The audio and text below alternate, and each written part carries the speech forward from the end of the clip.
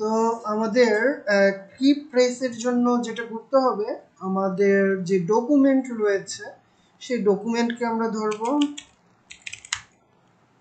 ডকুমেন্টকে ধরার পরে এখানে একটা ইভেন্ট লিসেনার অ্যাড করব, ঠিক আছে? তো ইভেন্ট লিসেনার কোনটা অ্যাড করব আমরা এখানে? আমরা এইখানে অ্যাড করব হচ্ছে কি ডাউন। যেহেতু আমি কি ডাউন করব, স্কিপ চাপতে হলে কি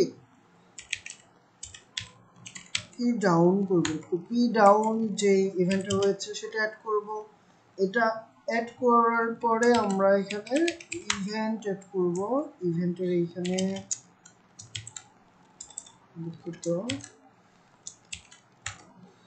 তো এই যে ইভেন্ট, ঠিক আছে?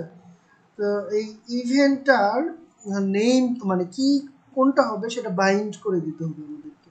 আচ্ছা, তো আমরা ফাংশন লিখি প্রথমে। যদি আমাদের বডিতে কি থাকে, body dot classless dot contents, তো আমাদের এইখানে যদি একটা মানে ক্লাস থাকে, ক্লাসটা কি, এই যে এইটা, এই ক্লাসটা যদি থাকে তবেই শুধুমাত্র এটা কাজ করবে, ঠিক আছে? আর শুধু এটা থাকলেই কি হবে, এটা থাকার পাশাপাশি আমাকে কোন কিটা চাপতে হবে সেটাও বলে দিতে হবে। তো এখানে আমি অ্যান্ড দিব, মানে দুইটাই থাকতে হবে, একটা না থাকলে হবে না। ইভেন্ট ডট কি, তো ইভেন্ট ডট কি যেটা আমরা এখানে দিচ্ছি সেটা অবশ্যই হইতে হবে স্কেল। তো স্কেল বানানটা আমাদের সঠিক হইতে হবে, বানান ভুল হইলে কিন্তু আমাদের কি কাজ করবে না আমাদের ফাংশন।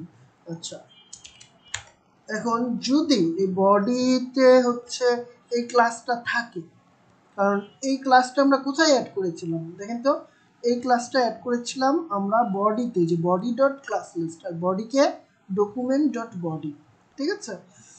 তো যদি থাকে তাহলেই কেবলমাত্র সার্চ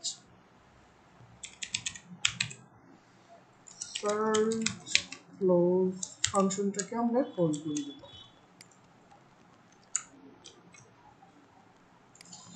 ওকে, এখন দেখি আমাদের ফাংশনটা কাজ করছে কিনা সঠিকভাবে। আমি যখনই এখানে ক্লিক করছি, দুঃখিত আবার করি,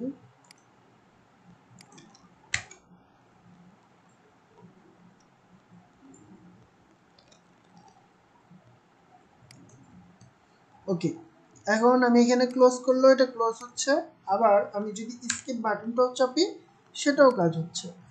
আচ্ছা, আমাদের হচ্ছে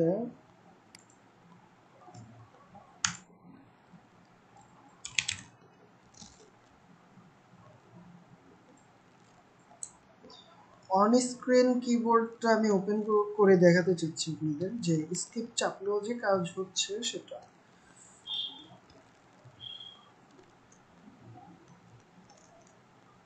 অন স্ক্রিন কিবোর্ডটা ওপেন হতে আমরা একটু সময় দিব।